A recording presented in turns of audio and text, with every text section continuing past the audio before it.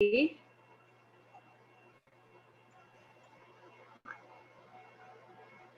evening. Hello. Hi. Whoa. Hold on. Hello. Hi. He's Can you hold on unmuted. one sec? You're unmuted, which is amazing. And I Isn't hesitate. that I don't know what happened. don't need What to- did you do differently? I honestly don't know. Can I ask you? So I'm hesitant to mute you, but I have to open the meeting. Can I ask you to just Yes. wait and then we'll call on you for public comment, okay? So just hold Can tight. you ask me? Could you repeat that? Could you ask me to what? So just hold on. I'm going to do a little introduction. Yes, of course. Of course. Yes. Okay, great. So just hold tight. Thank you. Yes. Okay. Okay. Good evening. Welcome to the October 1st City Council meeting. I'm Gina Louise Shara, and I will be presiding this evening. This meeting and all who participate in it with us on Zoom will be audio and video recorded. We will begin, as always, with public comment. If you know you wish to make a public comment, please use the raised hand feature. At the bottom of the screen, you have a menu bar. And if you click on the participants there, it'll open up a sidebar. And at the bottom of that, there is a feature to raise your hand. So click on that raise hand button to raise your hand virtually. If you're on the phone, you can raise your hand by hitting *9. If you're having trouble raising your hand, you may use the chat feature and send a message to me. I'll do my best to monitor that for people having technical difficulties, but that's the only purpose for which we'll use that function, and it'll only be used during public comment. I'll unmute each raised hand one by one and ask if you'd like to make a comment. When you begin, please state your name and your city or town for the public record. To ensure everyone has an equal opportunity to speak, we ask that you limit your comments to 3 minutes. After 3 minutes, I'll ask you to please finish your sentence. According to the council rules, we do not respond during public comment as it is your time. So while your comments should be directed to us, you'll understand when we don't respond. You may speak on any topic. It doesn't need to be an item on the agenda. Due to the size of the meeting and that it's public and how Zoom works, all participants will need to be muted until called upon. I'll also ask that but the council turn off their video until called upon, as comments are directed to the council and only the person recognized has the floor. We'll do our best to act quickly if someone is clearly acting in a way that's inappropriate, deploying profanity or slurs, or displaying something outside of what one would expect in council chambers. And I'll remove anyone who needs to be removed from the meeting. If you don't wish to make a comment, we ask that you watch on Channel 15 or by streaming on Northampton Open Media through their YouTube channel or other platforms.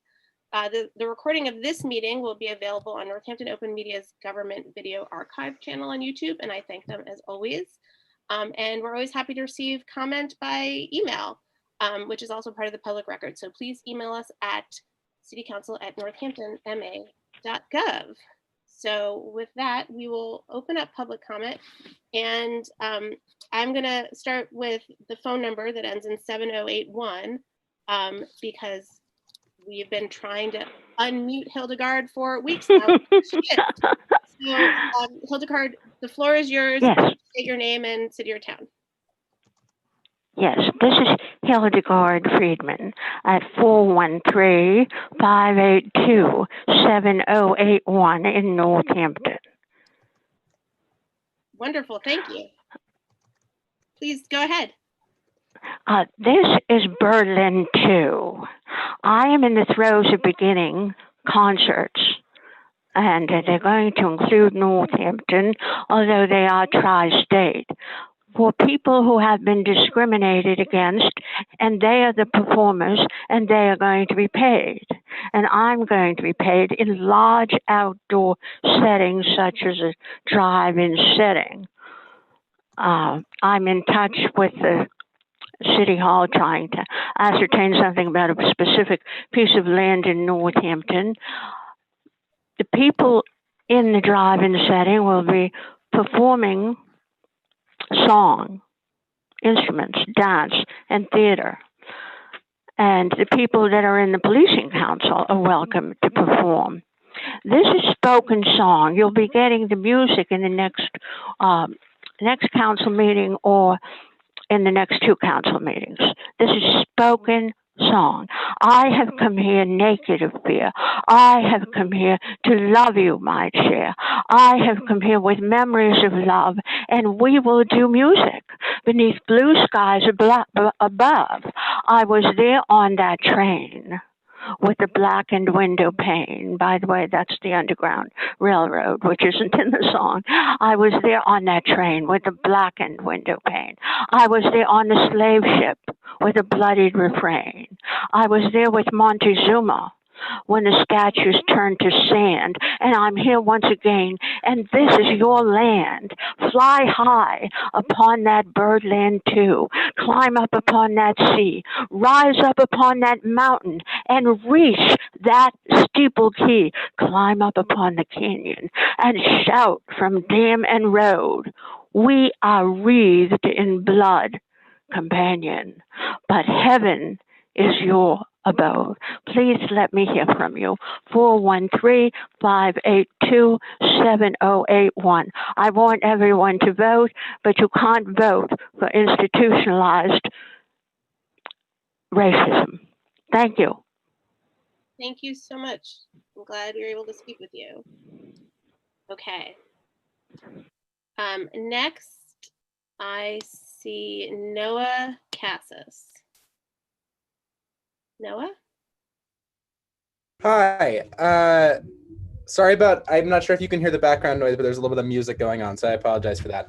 I'm Noah. I use he, him pronouns. I'm 17 years old, and I'm speaking tonight as the chair of the Northampton Youth Commission about the Vote 16 proposal for including in the charter revisions a move to lower the municipal voting age to 16. As I think you'll all know, the Northampton Youth Commission is strongly in support of this.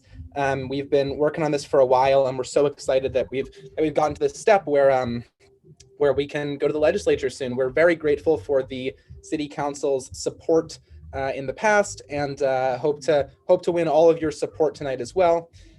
Specifically, I guess I'd like to offer a few points for why I think it's very important right now. I think the first thing is that young people have shown during this pandemic more than ever with both the pandemic and the revival of the civil rights movement that they are ready to be involved in politics, and they are incredibly passionate and incredibly interested in fighting for positive change.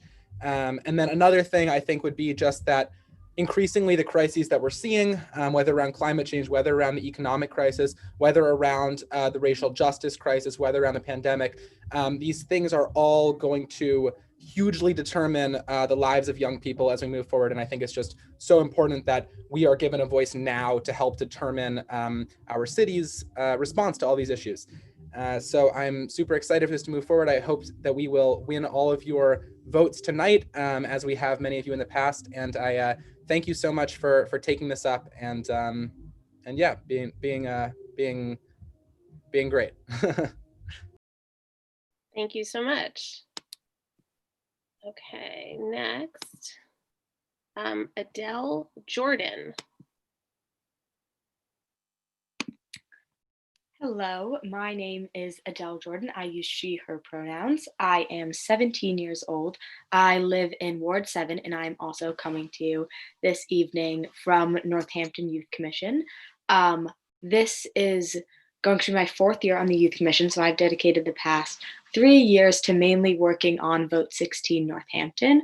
I think that it is so important to me and my peers because I have firsthand seen how passionate my peers are about local matters and how much they care about improving the Northampton community and that is around them.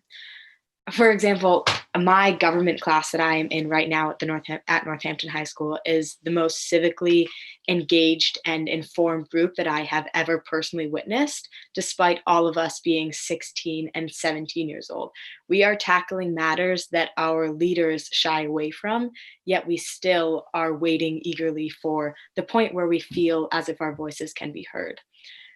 We are bright and curious young adults living in Northampton. We are the ones who are directly impacted by changes made through our city government. By lowering the municipal voting age, our voices will be heard on matters affecting us and our community, teaching us in the future that we can speak out, that we can be heard, that we can make changes that we want to see. So yeah, I really hope that you guys can push this forward because we all really care about it, and it's so important to all of us. Thank you. Thank you.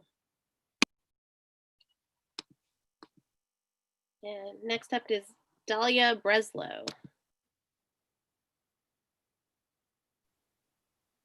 Oh, you're muted. There you go. Thanks. My name is Dahlia Breslow. I'm 16 years old and I live in Ward 2. I'm also coming here on behalf of the Northampton Youth Commission in support of the initiative to lower the municipal voting age to 16, because like everything the city council should pass, it would improve our city. Allowing 16 and 17-year-olds to weigh in on issues affecting our city would increase the diversity of voices that are heard. Lowering the voting age would grant us the right to vote for our school committee members and shape our educational environment for the better. Every 16-year-old is in a unique position where we are in real time learning about the privileges and the power that comes with the right to vote. We are educated and responsible enough for that right. Thanks. I hope you pass it. Thank you very much. Okay. And next we have Ezekiel Baskin. Hi, everyone. Ezekiel Baskin, Northampton. I just want to echo what the previous speakers all said. I think lowering the voting age for municipal elections to 16 is a really great idea that will allow a whole new range of civically informed and excited and enthusiastic voters to participate in our municipal government processes. This is also, I have a side note thought that I know you can't act on right now, but I'm just going to throw it out there, which is, I feel like there should be a voting member on the school committee who is a student in the Northampton Public Schools. I think there's been various forms of representation of student membership, but they've never had a vote.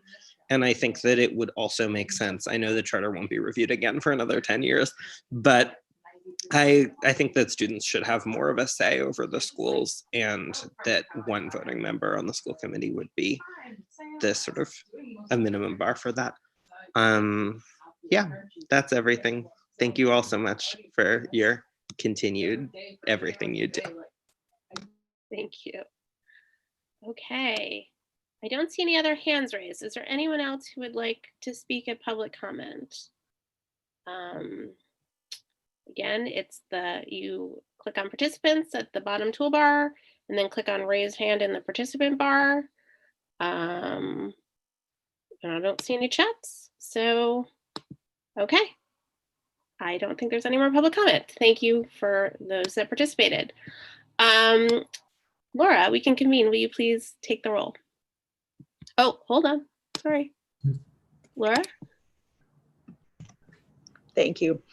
Councillor Dwight? Here. Councillor Foster? Here. Councillor Jarrett? Here. Councillor Labarge? Here. Councillor Maori? Here. Councillor Nash? Here. Councillor Quinlan? Here. Councillor Shara? Here. And Councillor Thorpe. Here. Madam Chair, you have a quorum. Thank you. Okay, the first item on our agenda is the announcement of a public hearing. This is a public hearing on an administrative order. The following public hearing is hereby advertised in accordance with the Charter of Northampton, Massachusetts, Article 6, Administrative Organization, Section 6-1, Organization of City Agencies. By the order of the City Council, and Northampton City Council will hold a public hearing by remote participation on Thursday, October 15th, 2020 at 7:05 p.m. Instructions for accessing the hearing may be found on the October 15th, 2020 City Council agenda to be posted on the city's website, which is northamptonma.gov. That will be posted at least 48 hours prior to the meeting. The City Council will consider proposed amendments to the City of Northampton Administrative Code, Part 2, Multiple Member Appointive Organizations, Section 23.0, Public Shade Tree Commission. The City Council will hear all persons who wish to be heard thereon, and it begins at 7 p.m. I'm going to, just so people know what this hearing is going to be on, I'm going to quickly read this administrative order. Just so it's clear, I'll read the letter, that might help. So this is from Mayor David J. Narkowitz. to the honorable members of the City Council. Pursuant to my authority under Article 6, Section 6-1 of the City Charter, I'm respectfully submitting the attached administrative order making the following changes to the City's Administrative Code. 1, change the name of the Public Shade Tree Commission to the Urban Forestry Commission.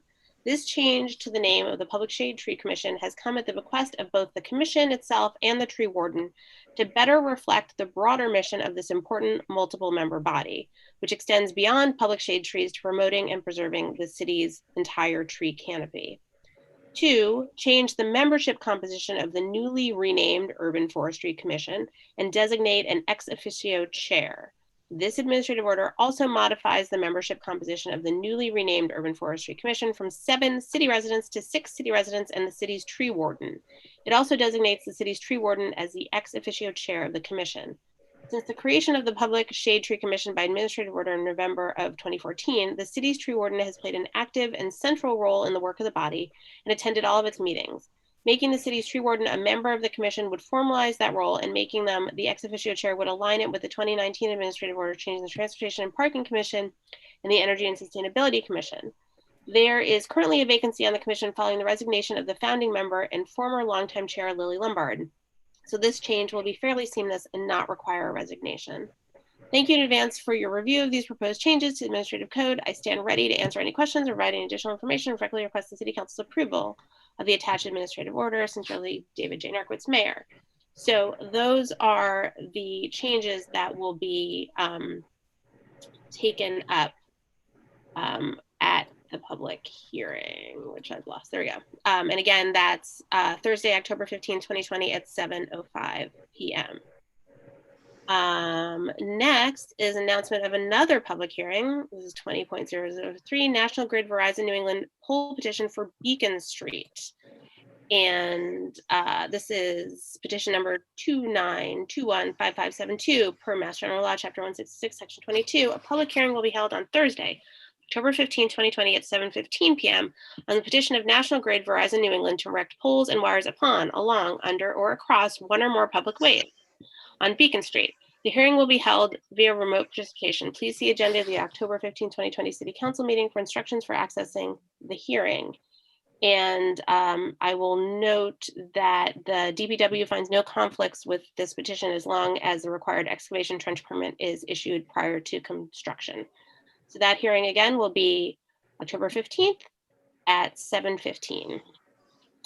And next is an actual public hearing. So this is public hearing on 20.109 National Grid Verizon New England poll petition for Prospect Street. This is petition number 299-14250 per Mass General Law, Chapter 166, Section 22.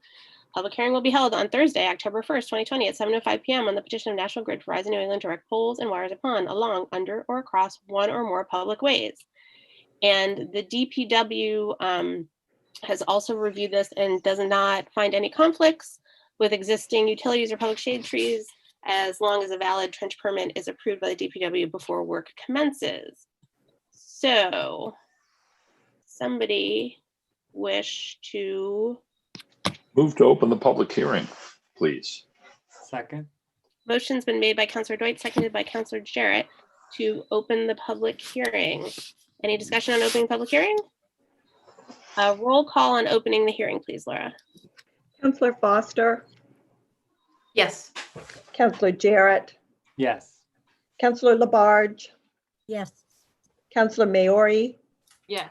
I don't know why. Counselor Nash, Yes. Counselor Quinlan, Yes. Counselor Shara, Yes. Counselor Thorpe,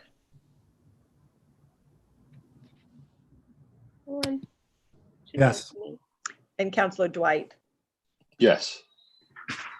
Okay, the hearing is opened, and first I'm going to ask for proponents, and I see that Lisa Jasinski from National Grid is here.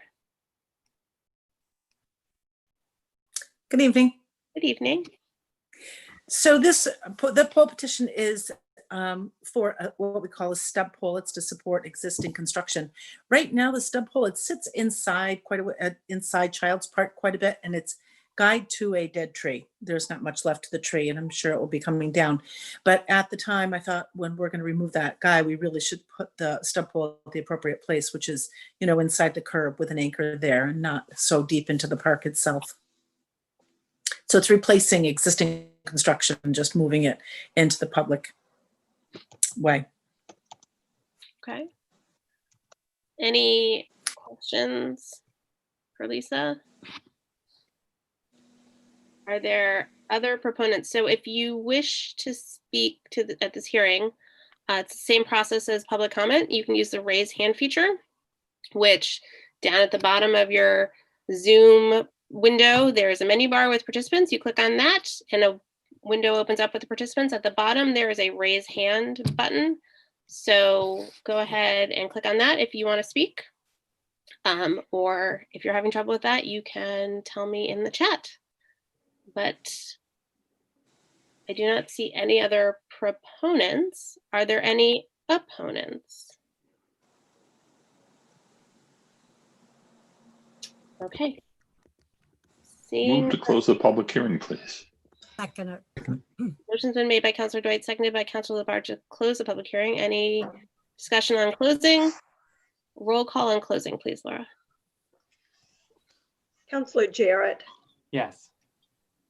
Councilor Labarge, Yes. Councilor Maori, Can hear you. No. Yes. Councilor Nash, Yes. Councilor Quinlan, Yes. Councilor Shara, Yes. Councilor Thorpe, Yes. Councilor Dwight, Yes. and Councilor Foster. Yes.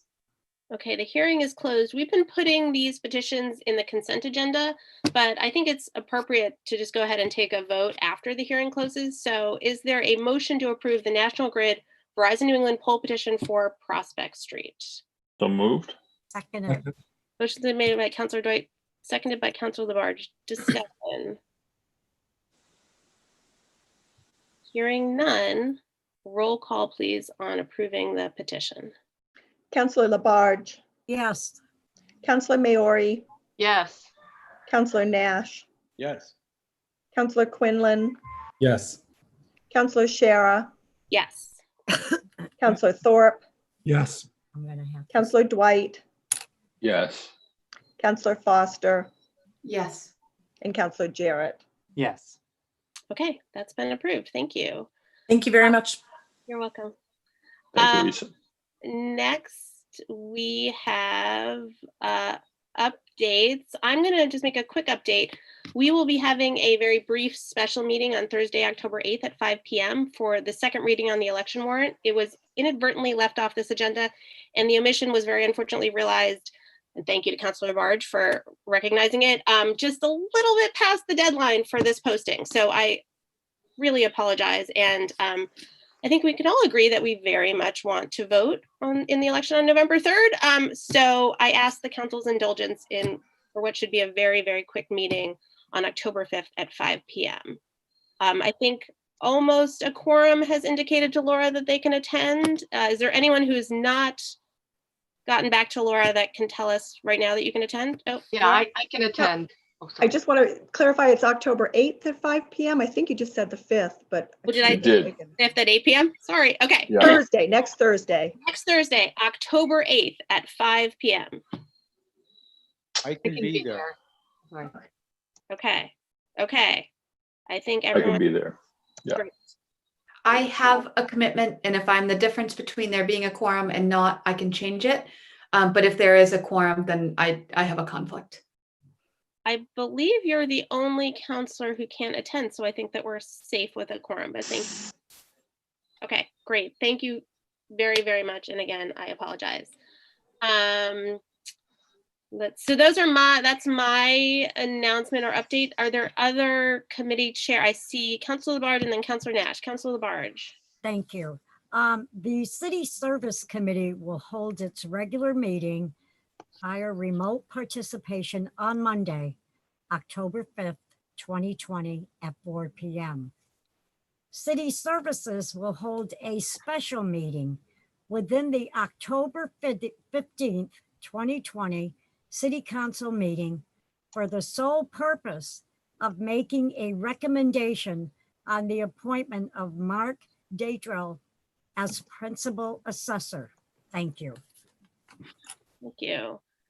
Counselor Nash. Yes, thank you. Community Resources will be meeting on a different date. We will be meeting on Monday, October 26th at 5 p.m. It'll be a remote meeting, as all of our meetings are. And we will continue to be doing outreach and gathering information on the plastic reduction and sustainability ordinance. Thank you. Other chairs or committee members, or we can move into 1 minute. Okay, I see Councilor Quinlan, then Councilor Thorpe. The Northampton Policing Review Commission has commenced. We've had 2 meetings. Councilor Jarrett and I both were able to participate in both weeks. We've been meeting on Tuesdays, and it looks like we're going to continue to meet on Tuesdays for the foreseeable future. There is some work being done now to divide into some subcommittees to study the issues in depth in smaller group work. So we did elect our co-chairs. This considerable effort was put forward by the commission to elect people of color as the co-chairs. We selected Dan Kennedy and Dana Olivo as the co-chairs, and we are off and running. Thanks very much. Yeah, thanks for that work. Councilor Thorpe. Thank you. The Ordinance Review Committee held its first meeting yesterday, and I was elected as chair of the committee, and Megan Peck was elected as vice chair of the committee. The Ordinance Review Committee's next meeting is scheduled for October 14th, 2020 at 7 p.m. Thank you. Excellent. Thank you for that work. Other announcements. Okay. Seeing none, we will, oh, Mr. Mayor, do you have any communications for us? No. No, I do not. Okay, just had to ask. Sorry, I couldn't unmute, so. Sorry about that. No problem. Okay, so we're going to move to the consent agenda, and I'm going to read the items and then ask if there are any removals for discussion, as there's no discussion on the consent agenda. First is the minutes of August 20th, 2020. Next is 20.129, appointment of Mark Datrell as principal assessor this is for referral to the City Services Committee. 20.132, appointments to the Arts Council and Northampton Housing Authority for referral also to the City Services Committee. The Arts Council, Kent Alexander, 174 Island Road in Northampton. The term is October 2020 to June 2023. This is to fill a vacancy. Northampton Housing Authority, to the Board of Commissioners, Jeff Jones, the UFCW Local 1459 Organized Labor Representative, 76 Woods Road. This is a reappointment for the term March 2020 to February 2025. Move approval for the consent agenda, please. I second it. Motion's been made and seconded. Laura, roll call, please, on the consent agenda. Councilor Maori, Yes. Councilor Nash, Yes. Councilor Quinlan, Yes. Councilor Shara, Yes. Councilor Thorpe, Yes. Councilor Dwight, Yes. Councilor Foster, Yes. Councilor Jarrett, Yes. and Councilor Labarge. Yes. Okay, the consent agenda has been passed. Next, we are going to continue with the Charter Review Commission's recommendations on charter changes. Again, we are voting on each individual recommendation that the commission made, and we will discuss and accept these recommendations in collaboration with the mayor, because both branches need to agree on the version that will go forward to the state legislature. The remaining items that we're discussing are all in Article 8, which is the elections section. And they need a vote from us. And if accepted, we will ask the city solicitor to craft language. So the 3 items that are remaining are lowering the municipal voting age to 16, and mailing ballots for municipal elections to all registered voters, and removing the need to cite a specific reason to receive an absentee ballot for municipal elections.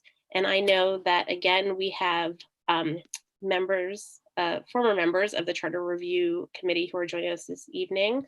I see Sam Hopper, who was the vice chair, and Stan Moulton, who was the chair. And tell me if I'm missing anybody.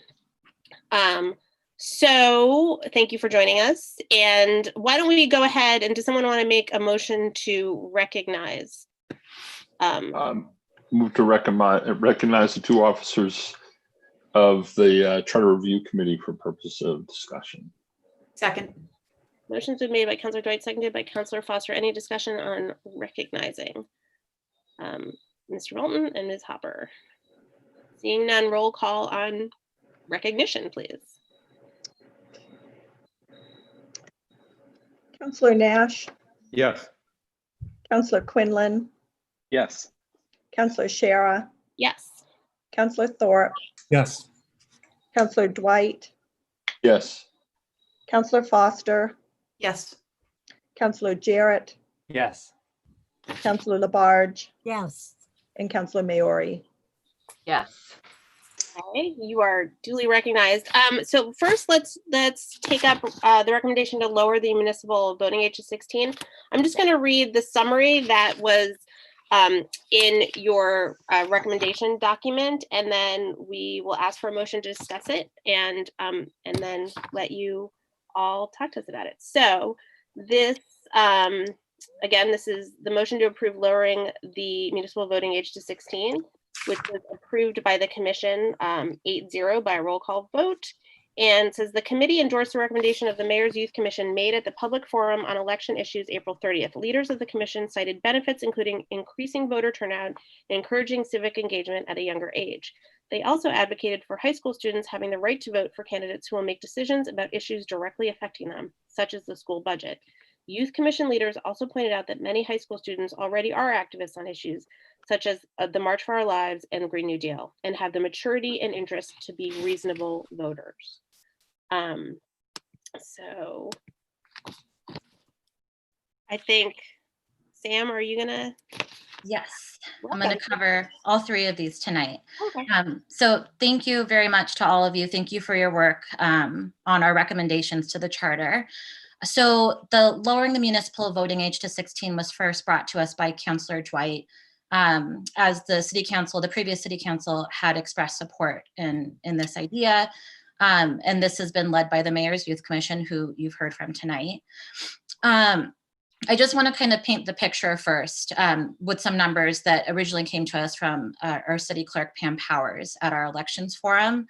So since 2009, the average voter turnout at the time when Pam Powers presented was 38% and was never higher than 54%. This is for citywide municipal elections since 2009.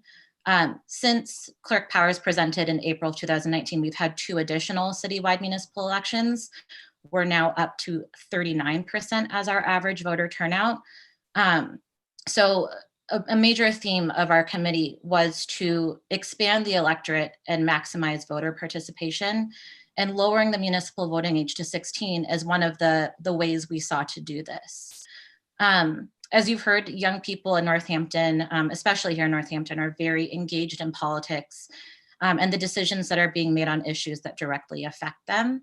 So our committee was, you know, we heard from folks at public comment at the forum, we discussed it, and, you know, we wholeheartedly supported this. And I just want to review some of the reasonings that we heard and discussed. So one thing we did discuss is that voting is a right. It's not a privilege. It's not like a driver's license where you have to take a test and prove something. As it is now, the only qualifications to vote are citizenship and your age. As our committee chair noted at the last city council meeting, we recommend expanding the electorate by changing the citizenship requirements. And we're also recommending that we change the age requirements.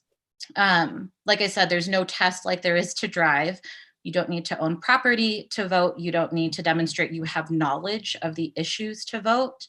You don't need to pay taxes to vote. And I bring these up because these are many arguments that folks have heard over the years about why people under 18 should not vote. But because none of these are actual requirements, it was a bit of a moot point in our discussions. Another thing that was brought up and we discussed is the importance of civics education for young people, and how important that is to go hand in hand with lowering the voting age. So civics education is a requirement in Massachusetts, I mean, beginning in kindergarten all the way through 12th grade. In 2018, Governor Baker signed into law an act to promote and enhance civic engagement, which made it a requirement for schools to have student-led civics projects for grades 8 through 12. So I'm just going to read what this law had said. These projects must be designed to promote student abilities related to the analysis of complex issues, to promote consideration of different perspectives, to promote logical reasoning with supportive evidence, and to promote engagement in civil discourse and understanding of the connections between federal, state, and local policies, including those that may impact the student's school or community. So if you go back to the fact that voting is a right and not a privilege, and you don't have to be educated, we are educating our students on these topics. So, you know, lowering the voting age in municipal elections could really complement the civics education our students are receiving from our public school educators. Another thing that was brought up, I believe by one of the youth commission members during the forum, is building habit, right? It's important to build habits and good habits and start them young.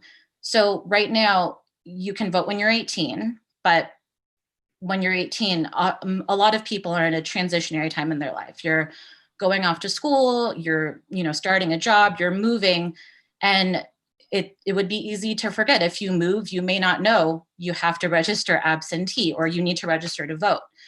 If students can start, or people can start voting at age 16, you're building these habits while you're learning these skills and learning about civics engagement. And hopefully by the time you're 18, you will have built those habits. You remember, oh, yep, that's right.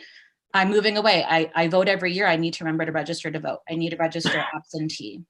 So habit building was another argument that was brought to us, which we agreed. And then again, I know this was said, the issues, especially municipal issues, are directly impacting our youth. And as a commission, we just recognize that they really care about it. They do take the time to educate themselves, even though that is not a requirement to vote. And we wanted to give them an opportunity to have a say. A couple things to note here in the charter as it is now. In order to run for elected office, it just says that you have to be a voter. So we actually discussed, you know, would we lower that threshold to 16?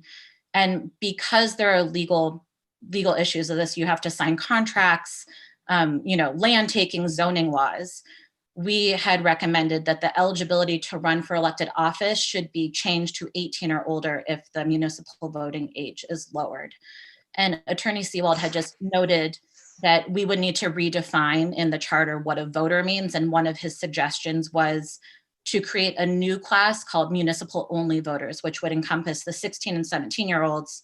And then voters would be 18 and over who would be able to run for office. So that is a summary of that recommendation. Thank you. It's a very helpful summary of all of your conversations around that.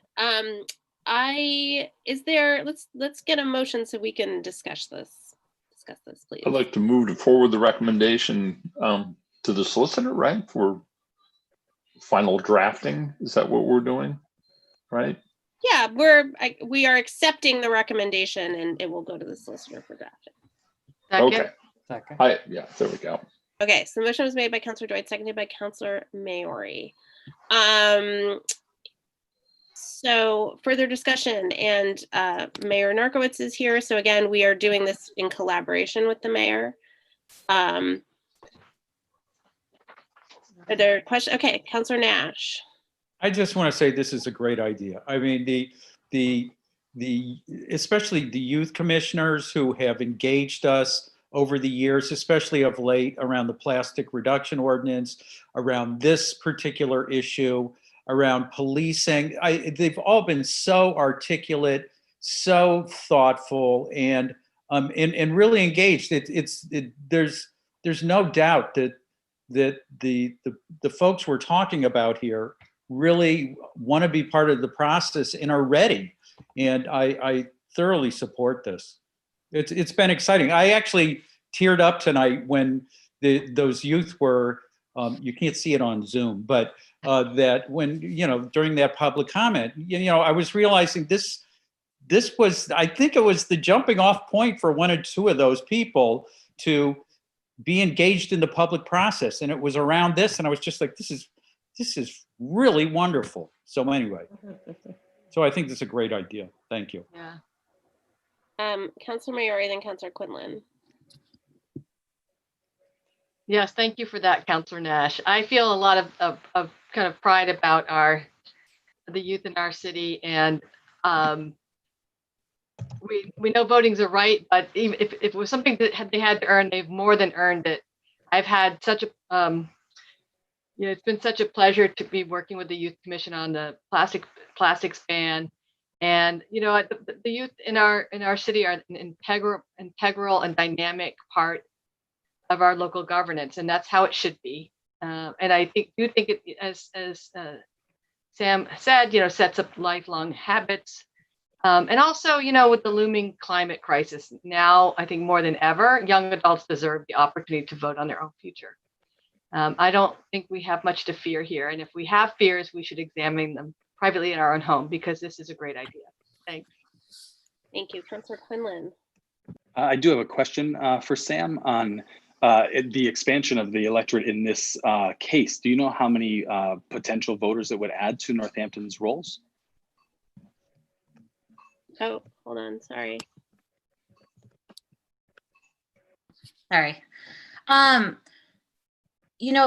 Clerk Powers had given us some numbers back then of how many youth were pre-registered. I'd have to pull that up. I don't think I have her testimony, and it's not in there. I'd have to find that. It's just a curiosity. Yeah, no, it's a good question. Some of the Youth Commission had spoke to us about this, and a lot of them had said that when they have bake sales, the draw is pre-registering, and a lot of folks would show up to pre-register and demonstrating that they're ready. So I don't have the numbers, but the folks who had spoken at our elections forum enthusiastically reported that many folks they knew would be ready to vote. I just don't have the real numbers. Yeah. Well, if I could take another moment, I would just say that we have two sons here in the Quinlan household, and they're both former members of the Youth Commission, and we're so proud of them for their participation and the engagement with Councilor Dwight through that, and Mayor Narkowitz. And my son Tucker actually was one of the youth commissioners that presented to the Charter Review Commission on this very topic. And I recall Noah Cassis, who spoke to us earlier, had kind of the line of the night when someone asked, what do you think the level of participation will be from the young people? And I think Noah's comeback was, well, it would be probably about the same as the adults. It wouldn't be lower because they know that there's going to be great participation. So I appreciate this recommendation from the Charter Review Commission and support it so much. Thank you. You. Councilor Dwight and Councilor Jarrett. In expansion and in response to Councilor Quinlan, first of all, this started well over 6 years ago, and I shouldn't get credit for this because actually it was introduced by Councilor O'Donnell to the Youth Commission 6 years ago. All of those people who first heard this and discussed this idea now have been voting for years, and as I think Councilor Nash noted, that many of them actually gone into activism, social justice actions, and into governance, in fact, all of the good. One of the things that they did do was when the state made it allowable for people to register at 16 and to get basically automatically voting rights as soon as they turn 18, the Youth Commission, among others, at the high school and other places, did a big push to get as many people as they could registered, and they were quite successful. I think that's one of the things that Clerk Powers had reported, that there are people who are queued up and have been queued up for years now, waiting to be enfranchised and to actually participate. And as Councilor Maori said, to participate in the decisions that are going to directly impact them. You know, for us aging boomers, provided we survive the pandemic, I think our say means less. Our skin in the game is diminished. Theirs is not. Their urgency is amplified by the fact that this is their future. And to have people of my age group dictate the terms and conditions by which they're going to have to endure seems grossly unfair. The arguments we have heard in opposition of allowing this expansion of enfranchisement and expanding the democratic, small d democratic base is that we have heard the same arguments, the exact same arguments, identical, that were advanced to prevent African Americans from voting and to prevent women from voting. You know, when the phrase, I believe when the phrase was coined, one man, one vote, it was indeed just one man, and it was one man who owned property. And if a man didn't own property, then he didn't get to vote. And usually, and in fact, actually that property could also include other human beings. We have evolved, our Constitution evolves, and our democracy evolves. And to become closer to what a true democracy is to actually encourage as many people who are vested in the outcome, who have expressed a desire to vote, to give them the opportunity to participate. And I never really, I understand, you know, the political arguments when you've seen that, and on both parties, mind you, active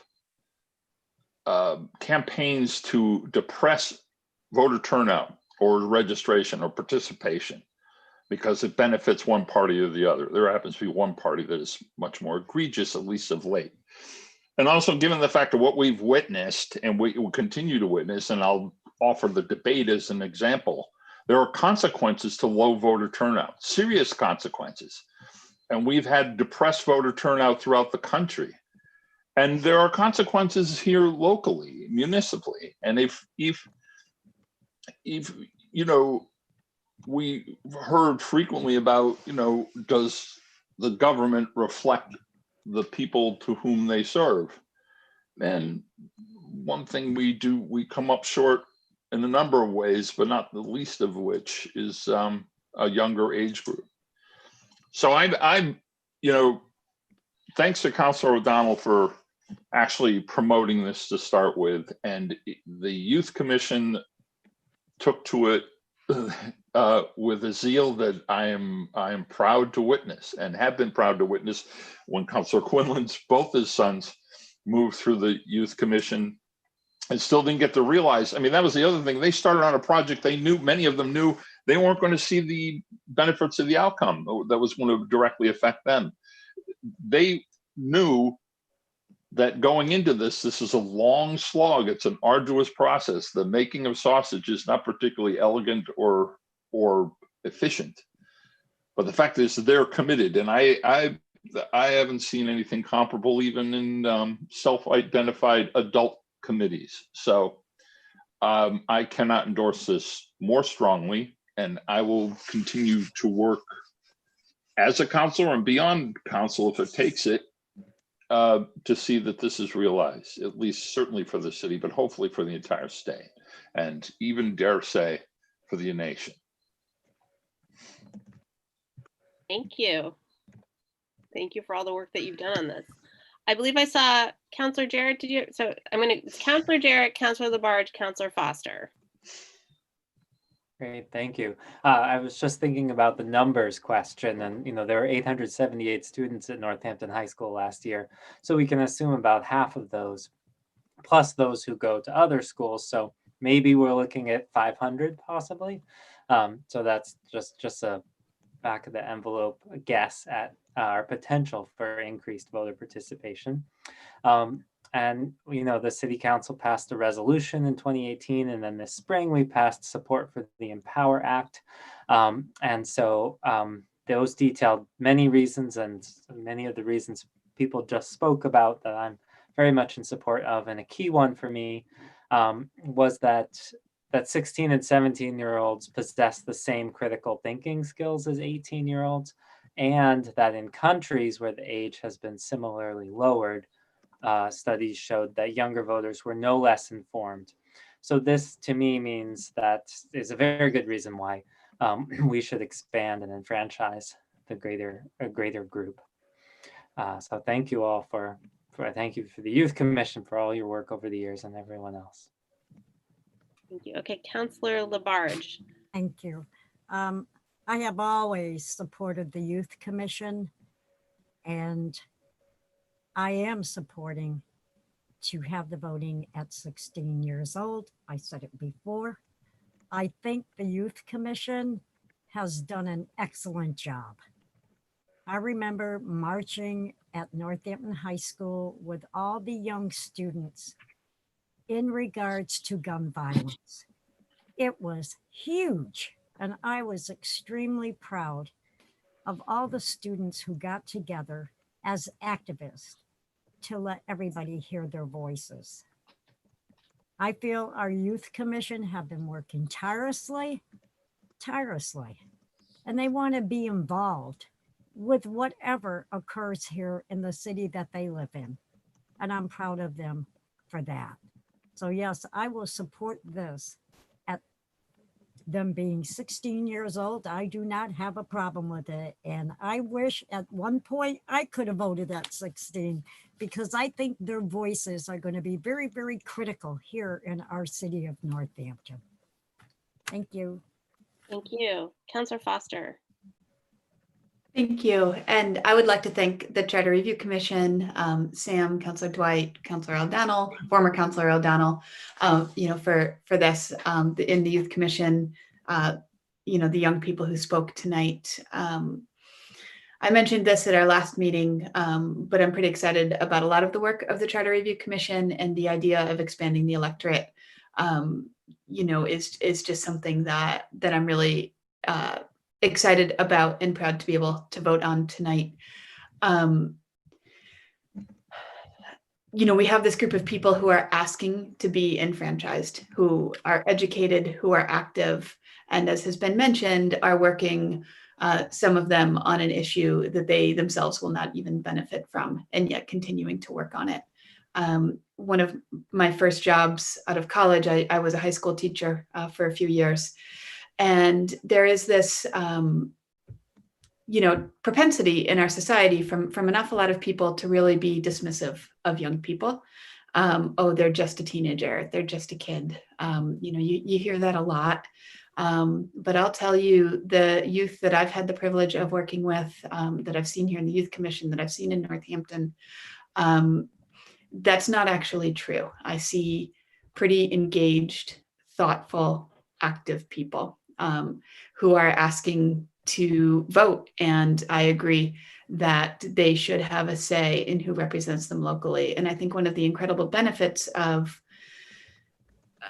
local government is this opportunity to set local policy. And Northampton has an opportunity to be a leader here, and that we can try this and we can make decisions here in Northampton. And as Councillor Dwight mentioned, it can go to the state level, can go federal, but we have an opportunity right here in our own community to set policies that reflect the values of our community. And I very much look forward to supporting this.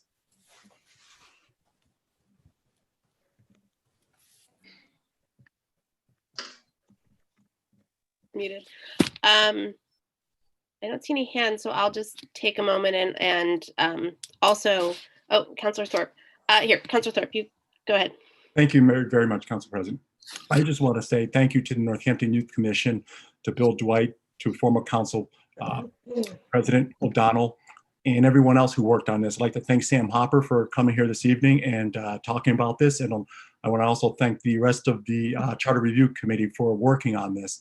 You know, I remember I was working at 16 and I was also paying taxes. So I'm definitely going to be in support of this. So thank you all.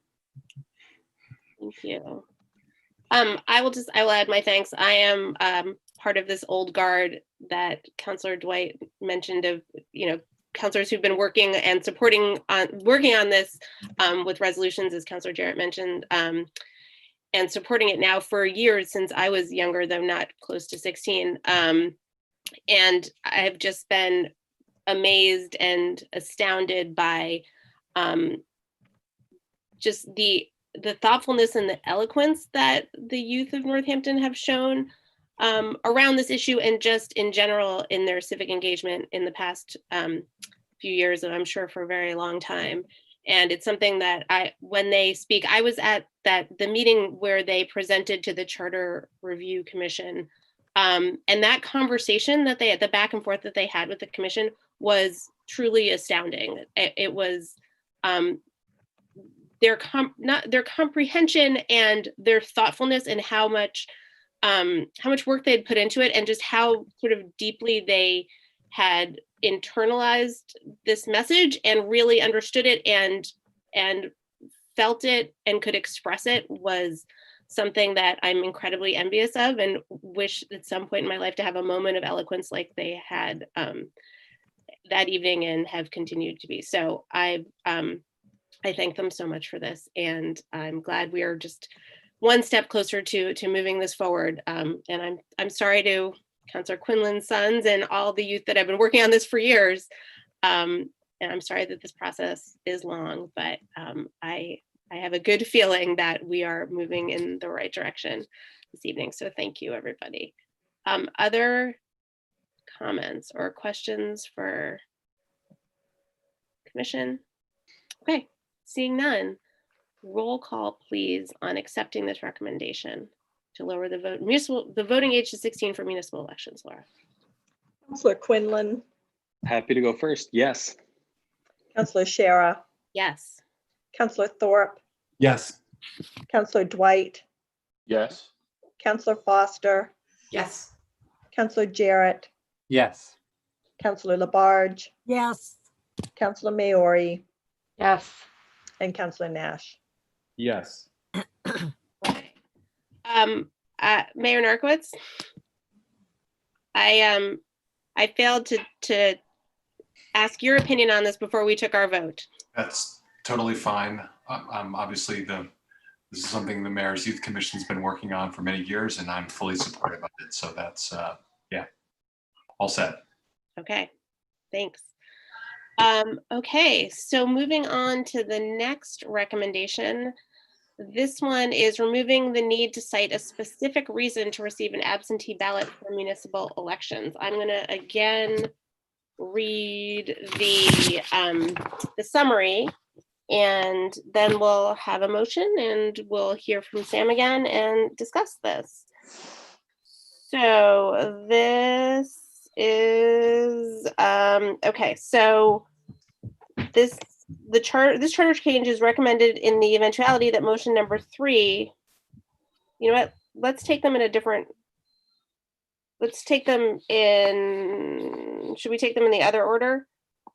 Let's do the recommendation to mail ballots first. So this is the motion to approve mailing ballots for municipal elections to all registered voters. And the committee concurs with the recommendation of the city clerk that mailing ballots to all registered voters remedies numerous problems associated with, quote, absentee voting, unquote, and would very likely increase voter participation. So maybe I should have taken them in the other order. Sorry. But so this is this is the general notion of mail-in ballots. I'll note that the pandemic has really just put a fast track on this conversation before we can even get to it. So is there a motion? Move to approve, please, or accept the recommendation. Second, me too. Okay, motion made by Councillor Dwight, seconded by Councillor Labarge. Sam. Thank you. So I do think this is the right order to take it in, mailing ballots first. Thank you. So I want to go back again to the average Northampton citywide municipal election voter turnout of 39%. I don't think that's particularly high. And reiterate again, a major theme was expanding the electorate and maximizing voter participation. So this mailing ballots to all registered voters is another opportunity we seized. This was brought to us by City Clerk Pam Powers. And as President Sharon noted, when we made this recommendation, we certainly didn't anticipate a global pandemic. So we could do mailing voting this year, but it's important to note this was done by legislation and it's only for 2020 elections. So after this, there'd have to be other legislation. There is legislation to make it so there's mailing ballots to all registered voters, but I believe it got sent to study. So we can't really depend. I think it's prudent to take this to the legislature to do this for Northampton. So with this change, ballots would be mailed to every registered voter in the city, again, in hopes to increase voter participation. Clerk Powers had asked these important questions when she first presented this to us. So I just want to repeat them.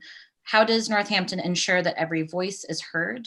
How do we ensure that the elderly, infirmed, overscheduled parents and caregivers, people with disabilities, and others in our city who are most vulnerable but still have a right to cast their vote are provided with the most convenient opportunity to vote? How do we remove nearly every barrier to voting? And the answer can be mailing everyone a ballot. So some things that she had discussed, security measures, it would be the same security measures we already had in place for absentee ballots, which you're allowed to mail in. And we did discuss that mailing ballots is not new. It's not new to Massachusetts. As I said, you could mail your absentee ballot in, but this is done in other states. Clerk Powers had noted Oregon most prominently, but I just think it's important to note that it's not a new concept. This is done, it's worked.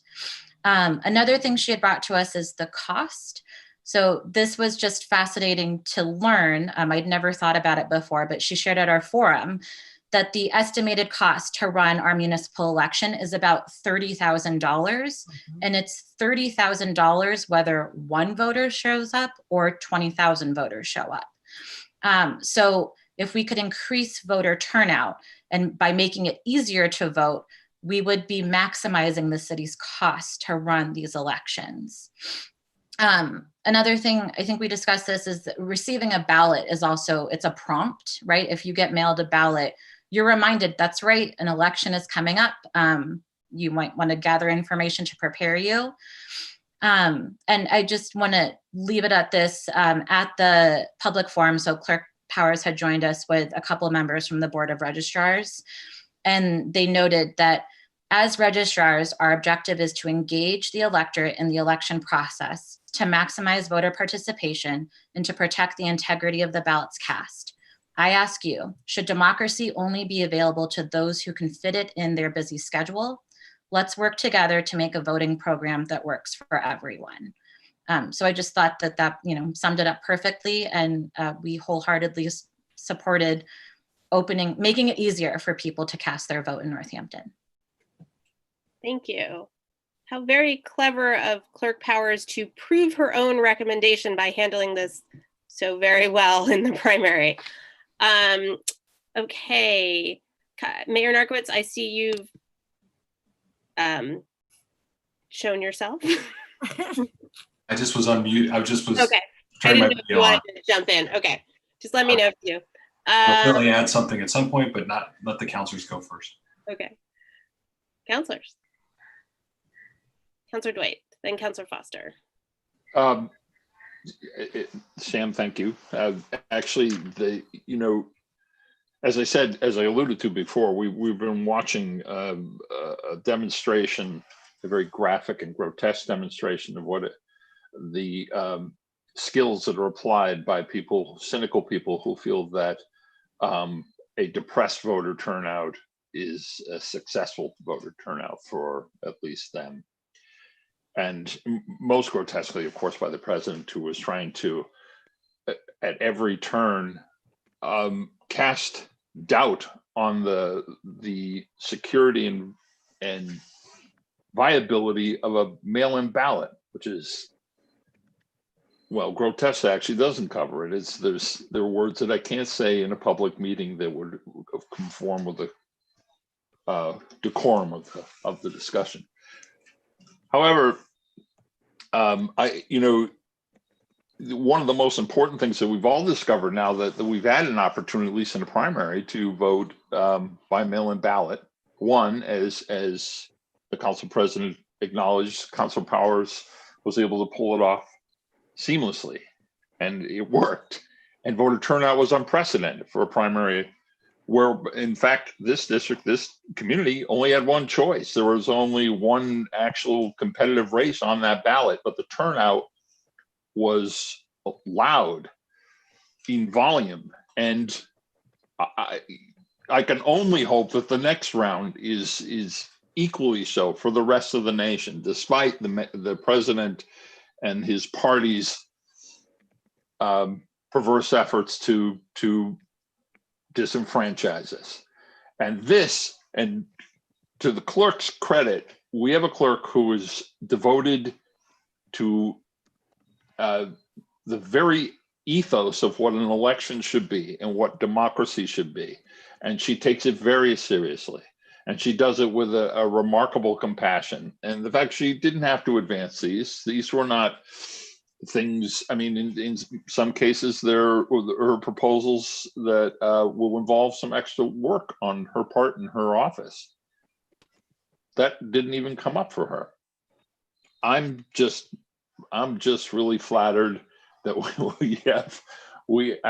I'm flattered. It had nothing to do with me. I'm actually very proud that we have this clerk we have at this time, at this most critical juncture. And while we all get an education on what it means, the value of what a ballot means and what an election means, I can't think of a better person to be our shepherd here locally. So that's a long, babbly way to say thank you to Pam Powers, but thank you, Pam. I think I saw Councillor Labarge. Thank you. I have to echo a lot about what Councillor Dwight stated about our city clerk. She has worked tirelessly. You can go down to the center of Northampton early in the morning. There's her car, and she's there every day until late evening. But I also want to thank her staff. Her staff also were very valuable with the mail-in on the voting. And I think that's important that they are recognized also. So I think this is great. I'm not happy about the COVID-19, but I think the mail-in voting is really a right way to go someday.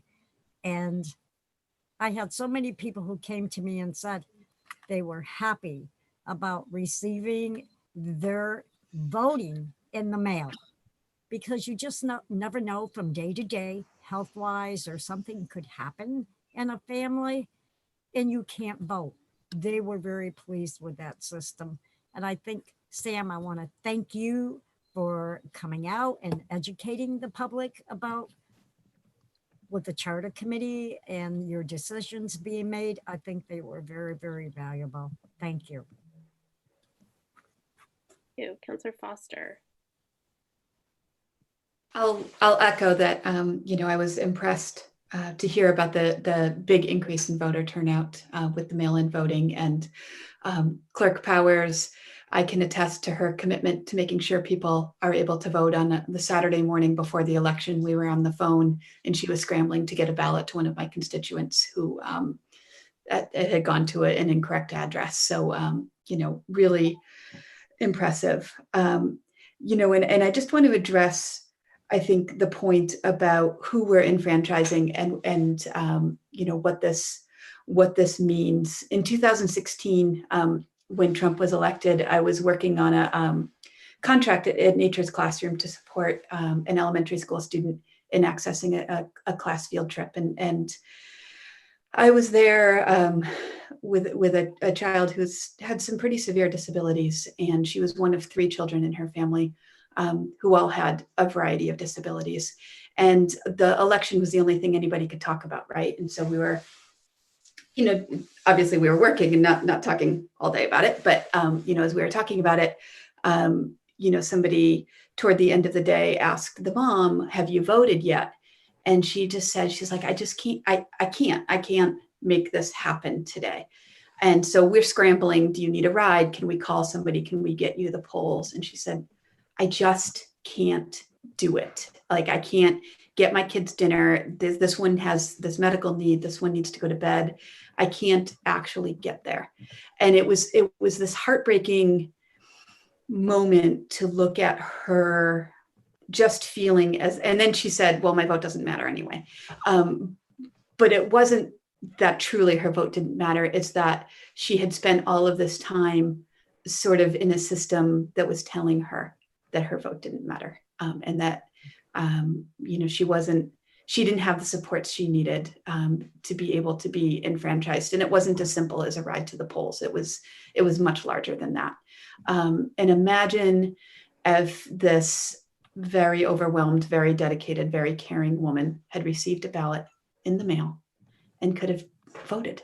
She would have, it's not as simple as this vote in this one election, but it's participating in your community and feeling a part of it and having a say and a voice.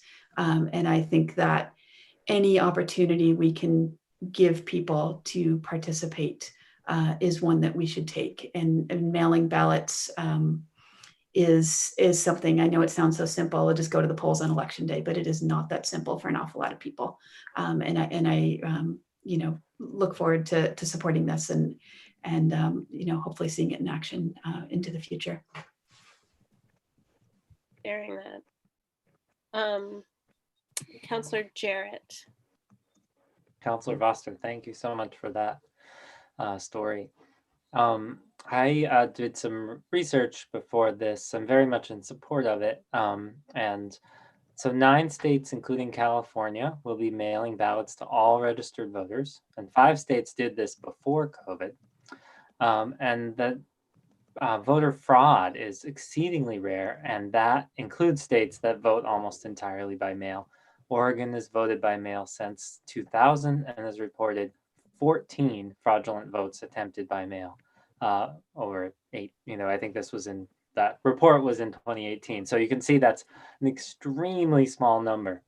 And then there's research from the National Academy of Sciences, which says that universal vote by mail does not appear to affect either party's share of turnout.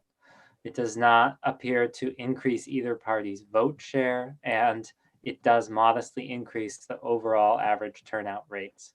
So this debunks so many claims that are flying around right now, and I think is a great step forward. No, I thought I saw another hand before. Mayor Narkowitz, is now the moment? Sure, I support this. I agree with what others have said so far. Obviously agree with the reasons why City Clerk Powers advocated for this. And, we certainly had clear evidence that there's strong support for it in Northampton. We had a record turnout and in that September 1st primary, and almost 70% of those who voted in the September 1st primary, I think it was 67%, chose to vote by mail. Actually, if you add up the percentages of who wanted to vote, who voted something other than on just election day, either they voted by mail or they wanted to vote early as opposed to having to vote, on that Tuesday, it was over 70%. So clearly we see that it's worked. And especially with the technology we have now to be able to track ballot, people could actually see when they drop their ballot even their application, or when they dropped it in the Dropbox, they could see that it had been processed, it had been received. So, in terms of being able to give voters the assurances that their ballot has arrived and that there's not more than one ballot for a person, that's really easy to take care of with technology and scanning in a ballot. So I think this would be great for Northampton. And obviously, if there's savings that we can then redirect to other more important initiatives, then that's all to the good as well. Yeah. Other comments, questions? Feels like a lifetime ago, but I'll just remind us that we actually, we had a resolution back in early May that is supporting the state legislation. So this would certainly be in line that if we believe this should happen at the state level, it should happen at the municipal level. All right. Seeing no other questions or comments, roll call, please, Laura, on accepting this recommendation. Councillor Shara, Yes. Councillor Thorpe, Yes. Councillor Dwight, Yes. Councillor Foster, Yes. Councillor Jarrett, Yes. Councillor Labarge, Yes. Councillor Maori, Yes. Councillor Nash, Yes. and Councillor Quinlan. Yes. Okay, that moves on to the solicitor. Okay, so now we have removing the need to cite a specific reason to receive an absentee ballot. So here, the summary here says that this charter change is recommended in the eventuality that motion number 3, which is what we just discussed, approving mailing ballots, is not enacted. The current requirement to specify a need to receive an absentee ballot is viewed as restrictive, and the committee concurs with the recommendation of the city clerk that it should not be a requirement to receive an absentee ballot. Is there a motion? Move to accept the recommendation, please. Motion's been made by Councillor Dwight and seconded by the whole host of people, Councillor Maori. Sam. Yes, so again, this was another one brought to us by Clerk Powers.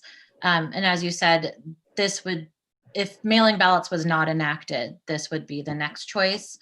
Clerk Powers had stated that her preference was to mail a ballot to everyone because the mission is to maximize voter participation. But as it is now, if you want to vote absentee, you have to qualify. And there are 3 reasons to qualify. You can, 1, be away from your city or town on election day, 2, have a disability that keeps you from voting at your polling place, or 3, have a religious belief that prevents you from voting at your polling place on election day.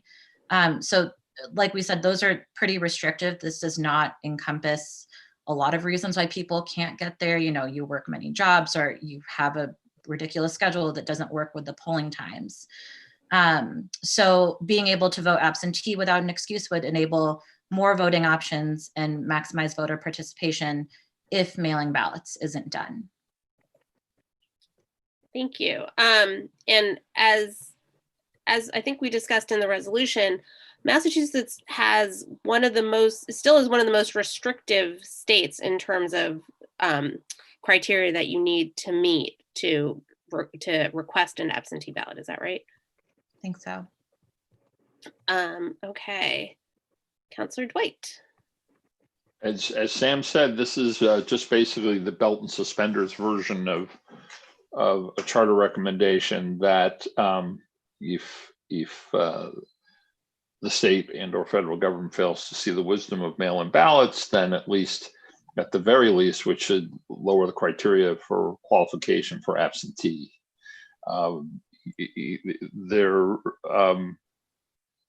There were conditions and terms that were created for privileged people who have, who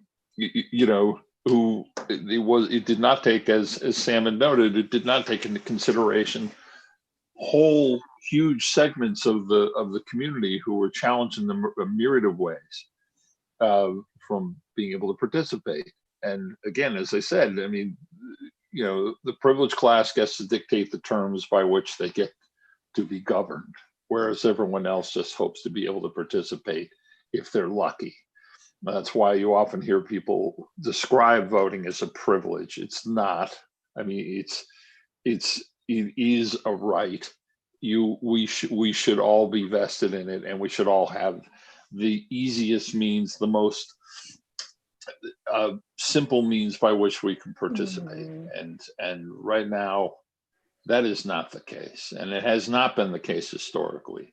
And once again, I'm just enormously proud of the fact that we have a city clerk who actually really understands the moral weight of her job, and I'm only too glad to support her recommendations. Councillor Labarge. Yes, I'm very happy about this change, and I find it very restrictive, very restrictive. And to me, it's also a civil rights issue to me. When you're saying, well, you only can do this, you only can do that, you only can do this, that's not right. I think people have the rights to vote the way they want to vote. And when you have to tell them, well, you're going to be out of town or whatever you want to do as far as voting. So I am very happy to support this, and hopefully that this is not going to just stay for this year, Sam, correct? Is this just going to happen for this voting or what? Our recommendation, or? Right. So, yeah, I mean. Be all the time. Municipal. For municipal Good. elections. Okay. Yeah. All right. I'm so happy about that, because I just find it to be a really civil rights issue here of telling people what they can do and what they cannot do. And you should have your rights to vote the way you want to vote. So thank you. Other questions or comments? Okay. Seeing none, roll call please, Laura, on accepting this recommendation. Councillor Thorpe, Yes. Councillor Dwight, Yes. Councillor Foster, Yes. Councillor Jarrett, Yes. Councillor Labarge, Yes. Councillor Maori, Yes. Councillor Nash, Yes. Councillor Quinlan, Yes. and Councillor Shara. Yes. Mayor Narkowitz, is there anything you wanted to add after we've? No. Okay, excellent. Thank you. Okay, Stan. Yes, thank you. Before we leave the Charter Review Committee, I just wanted to take a moment on behalf of the committee to thank the City Council for its careful consideration of all of our recommendations. I know that many of you, as late last year, as you were either running for office or had been elected, took an interest in what we were doing on the committee, and I really appreciate the seriousness with which you considered our recommendations, the careful questions that you asked, and certainly the fact that all of the recommendations, major and minor, were adopted, were accepted unanimously by the council, is very validating of our work. I also want to thank the mayor for his support, not only his thoughtful recommendations to the council, the things that he brought, the ideas that he brought to us last year, support of his staff. Lynn Simmons, who was then his chief of staff, was a very valuable member of our committee. And Annie Lesko was invaluable in the minutes that she took of all of our deliberations. The city solicitor, Alan Seawald, not only was your legal wisdom extremely helpful, but your experience with the charter and your good humor really helped us through a daunting process. And I really think that we should take a minute here to acknowledge that this is a pretty far-reaching and very significant package of recommendations, particularly around expanding the electorate.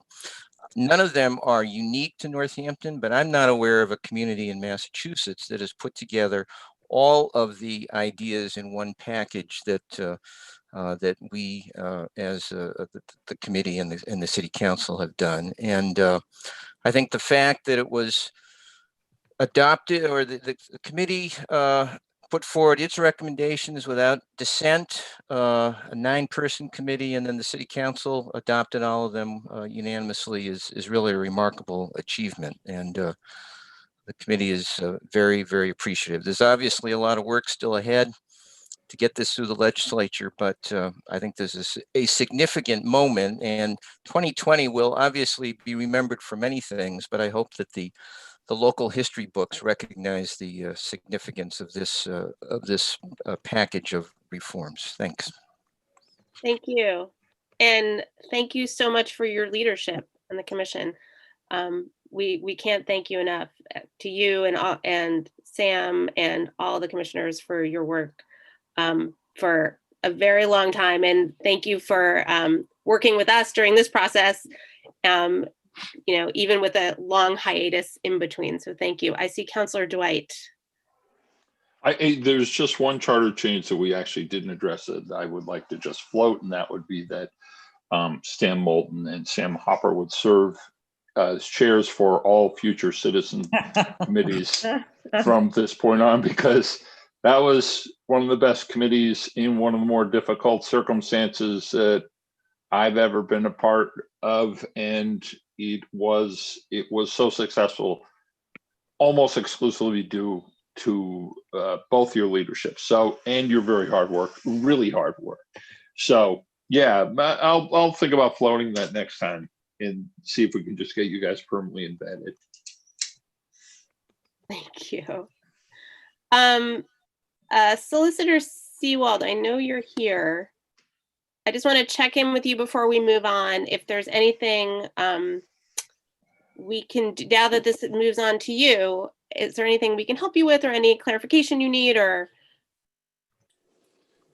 When I need clarification, you'll be hearing from me, and I'm sure you'll be hearing from me, but I know what I need to do, and I'm going to get working on it forthwith, as we say.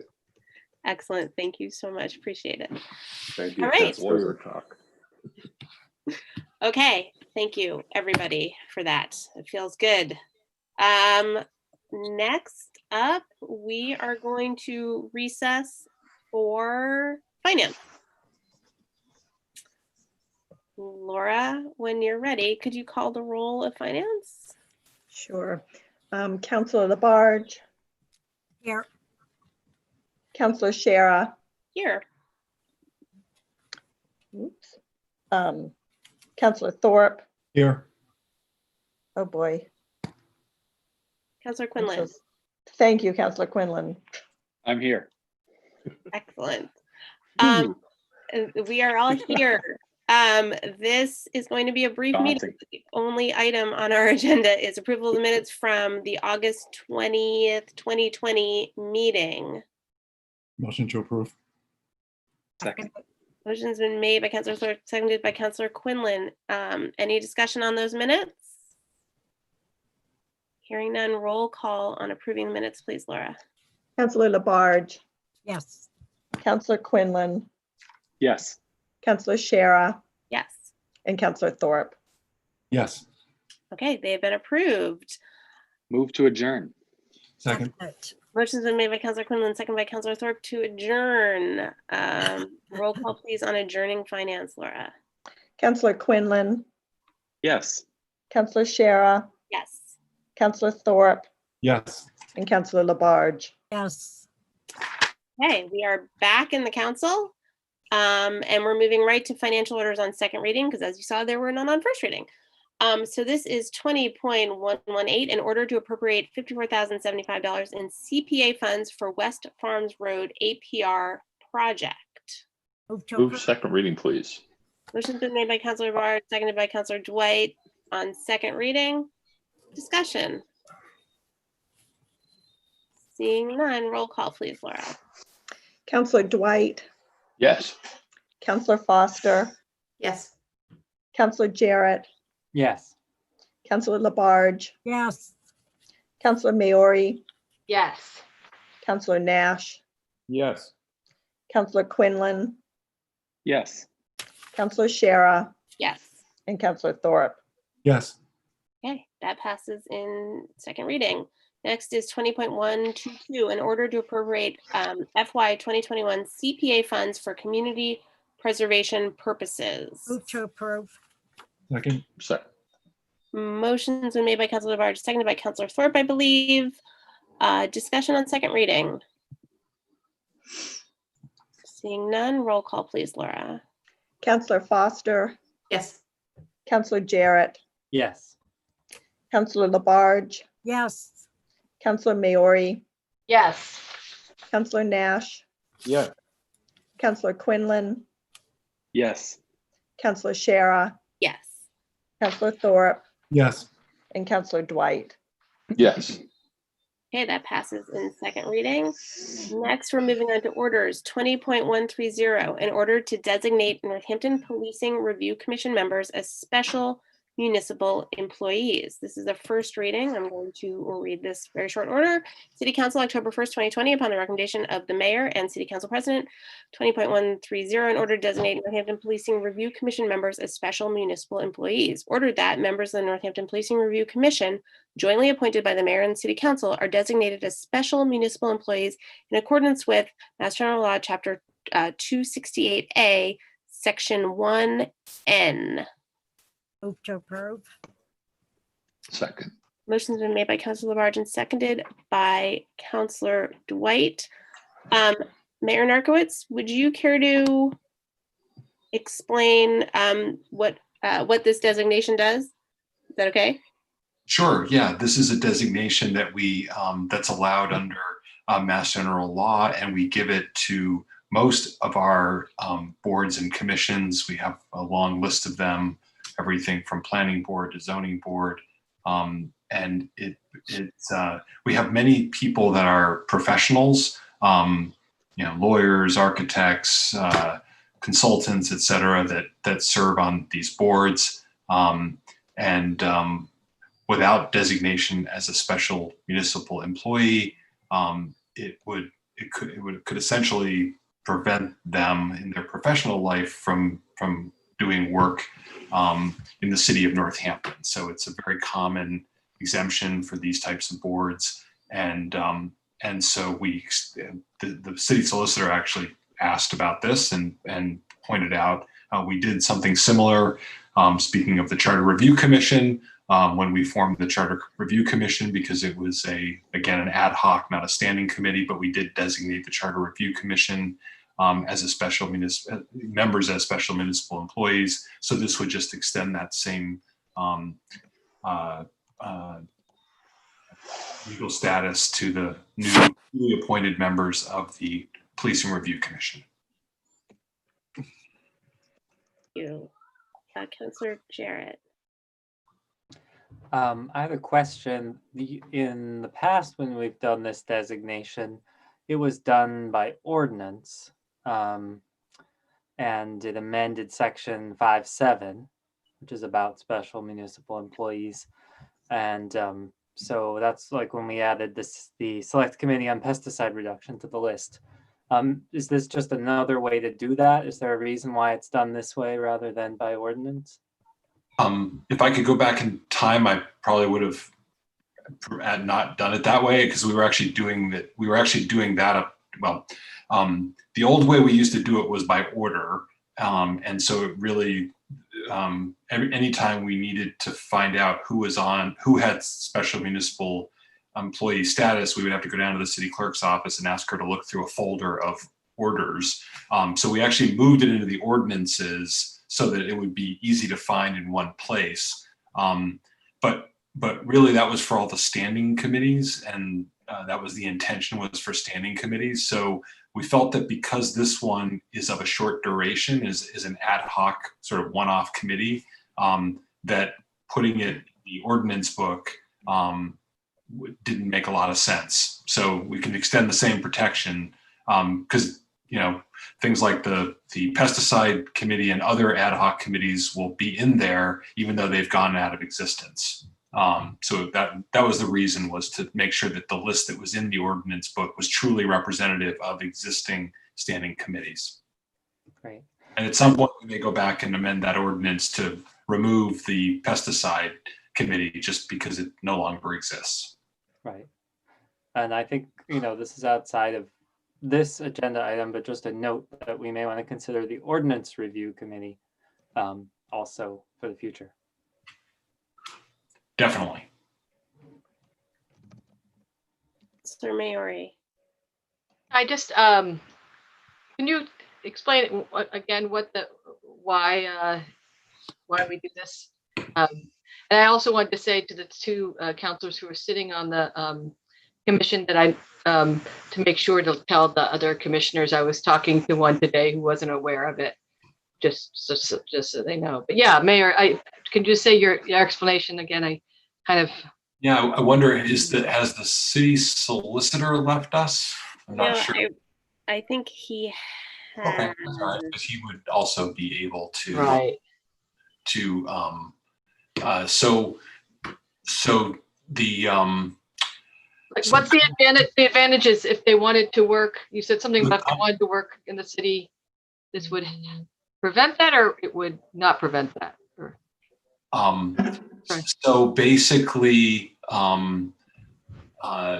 the conflict, I'll read you right off the state's website. The conflict of interest law covers all municipal officials and employees, elected or appointed, paid or unpaid, full-time or part-time. But there are sections of that law that apply less restrictively to those who are unpaid and extreme part-time officials who've been designated as special municipal employees. Got it. Okay. So again, like a planning board member or someone like that, so the idea is that if you if you work for the city, you can't serve two masters. You can't represent someone else before the city in any matter, basically. And so the reason why they've created this, special municipal employee designation is so that otherwise you basically disqualify anyone from being able to serve on any of these boards unless they were going to have to give up their, whatever their full-time professional job was when it came to representing before the city of Northampton. So it's a distinction that's made but it's very clear that you have to be unpaid and you can't work for, more than a certain number of hours. So, we've done it for most of our city boards and commissions. And so because we have people that are professionals that are on this board and in various different types of fields, we wanted to extend the same sort of less restrictive application of conflict of interest law to them, like we did to charter review and the pesticide committee. So okay, thank you. Yeah, has joined us again. So if we have any other. Right. I remember this when I was on the Human Rights Commission, but I didn't remember the reasoning. But now I remember reading that section and the reasoning being the unpaid nature. Thank you, Mayor. No problem. City Solicitor? I was just trying to explain the special municipal employee and why it would be important, and maybe you want to just add to it. The special municipal employee just adds to the exemptions that are available to the commission member should any particularly contractual contract kind of situations arise. There are expanded exemptions, and so we like to have as much participation on the committee as possible, and this is one way of doing that. I believe this was actually my suggestion that we do this because it's such a large committee, and I have really no idea what the entanglements of the committee members are with the city and what their conflicts might be. Any other questions? Okay, thank you for coming back on, Solicitor Seabold. Okay, if there are no further questions. So there's been a request for 2 readings on this because, as we know, this commission has already started meeting.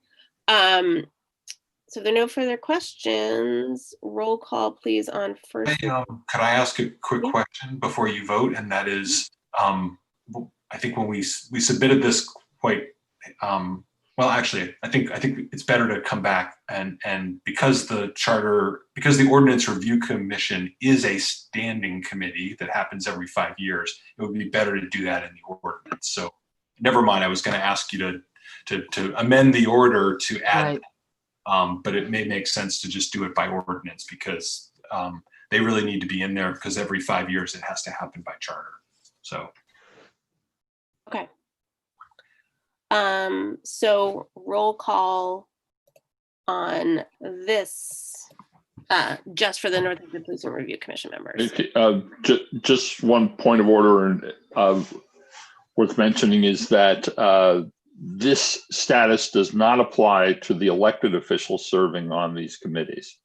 Just so that that's not suddenly you're liberated of the previous potential conflicts. You're still special. You're still special, but not in the eyes of the Commonwealth. We're all special. Yeah, we are. We're all very special. Roll call, please. Councillor Jarrett, Yes. Councillor Labarge, Yes. Councillor Maori, Yes. Councillor Nash, Yes. Councillor Quinlan, Yes. Councillor Shara, Yes. Councillor Thorpe, Yes. Councillor Dwight, Yes. and Councillor Foster. Yes. Suspend the rule. Second. Motion was made by Councillor Labarge and seconded by who? Councillor Foster. Councillor Foster on second reading. Any discussion? I mean, on suspension of rules. Any discussion on suspension of rules? Okay. Roll call, please, on suspension of rules. Councillor Labarge, Yes. Councillor Maori, Yes. Councillor Nash, Yes. Councillor Quinlan, Yes. Councillor Shara, Yes. Councillor Thorpe, Yes. Councillor Dwight, Yes. Councillor Foster, Yes. and Councillor Jarrett. Yes. Rules are suspended. Move second reading. Second. Motion's been made by Councillor Jarrett, seconded by Councillor Dwight on second reading. Any discussion on second reading? Roll call, please, on second reading, please. Councillor Maori, Yes. Councillor Nash, Yes. Councillor Quinlan, Yes. Councillor Shara, Yes. Councillor Thorpe, Yes. Councillor Dwight, Yes. Councillor Foster, Yes. Councillor Jarrett, Yes. and Councillor Labarge. Yes. Okay, that passes in 2 readings. I know of nothing else on the agenda. So- Well, then, after you, Councilor Jarrett. Someone's got to do it. Oh. Were you going to make an emotion? Yeah, I was going to make another emotion, but yeah. Oh, which I have to second. The motion's been made and seconded to adjourn. Yes. Yes, it has been. Yeah. All right. Roll call, please, on adjourning. Councillor Nash, Yes. Councillor Quinlan, Yes. Councillor Shara, Yes. Councillor Thorpe, Yes. Councillor Dwight, Yes. Councillor Foster, Yes. Councillor Jarrett, Yes. Councillor Labarge, Yes. and Councillor Maori. Yes. Excellent. We're adjourned. And again, reminder, we have a special meeting in a week on October 8th at 5 p.m.